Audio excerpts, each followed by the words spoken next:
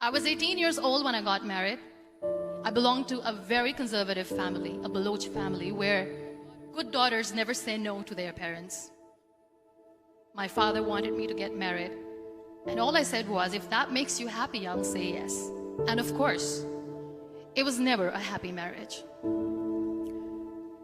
Just about after 2 years of getting married, about 9 years ago, I met a car accident. Somehow my husband fell asleep and the car fell in the ditch. He managed to jump out, saved himself. I'm happy for him. But I stayed inside the car and I sustained a lot of injuries. The list is a bit long. Radius ulna of my right arm were fractured. The wrist was fractured. Shoulder bone and collarbone were fractured. My whole rib cage got fractured. But that injury that changed me and my life completely was the spine injury. Many people came to rescue. They gave me CPR. They dragged me out of the car. And while they were dragging me out, I got the complete transection of my spinal cord. Those 2.5 months in the hospital were dreadful. I was at the verge of despair. One day, doctor came to me and he said, well, I heard that you wanted to be an artist, but you ended up being a housewife. I have a bad news for you. You won't be able to paint again. Next day, doctor came to me and said, your spine injury is so bad, you won't be able to walk again. I took a deep breath and I said, it's all right. Next day, doctor came to me and said, because of your spine injury and the fixation that you have in your back, you won't be able to give birth to a child again. That day, I was devastated. I started to question my existence. Why am I even alive? So what kept me going was, one day I asked my brothers, I know I have a deformed hand, but I'm tired of looking at these white walls in the hospital and wearing these white scrubs. Bring me some colors, bring me some small canvas. I want to paint. So the very first painting I made was on my deathbed, where I painted for the very first time. What an amazing therapy it was. Without uttering a single word, I could paint my heart out. I could share my story. People used to come and say, what lovely painting, so much color. Nobody could see the grief in it. Only I could. And that day I decided that I'm going to live life for myself. I am not going to be that perfect person for someone. I am just going to take this moment and I will make it perfect for myself. That I'm going to fight my fears. So I wrote down one by one all those fears.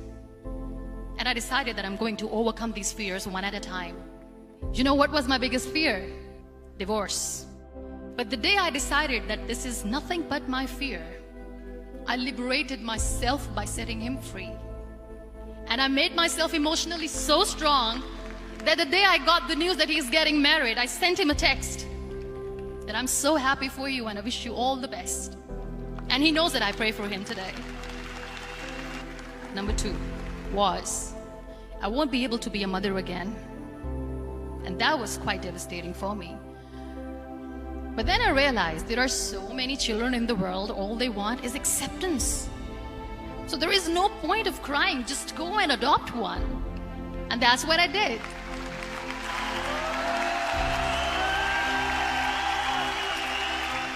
I gave my name in different organizations, different orphanages, and I waited patiently.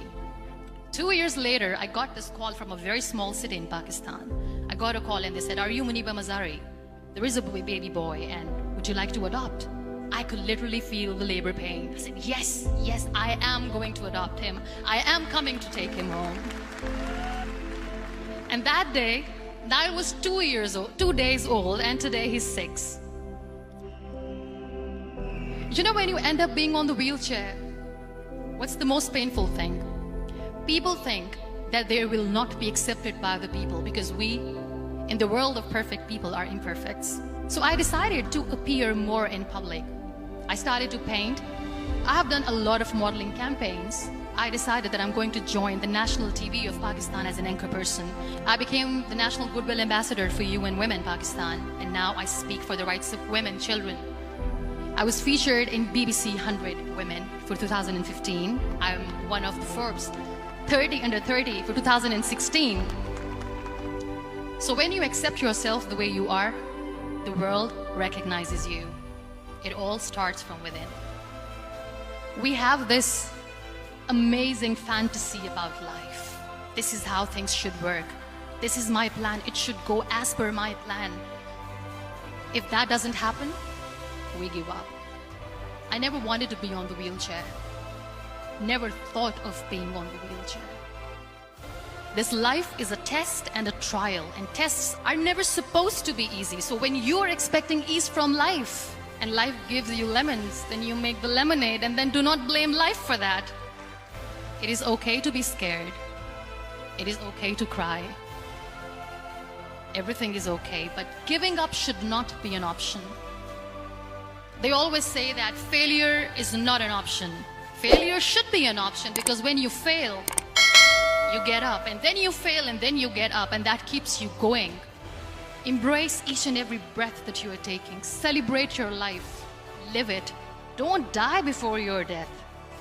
Real happiness lies in gratitude. So be grateful, be alive, and live every moment.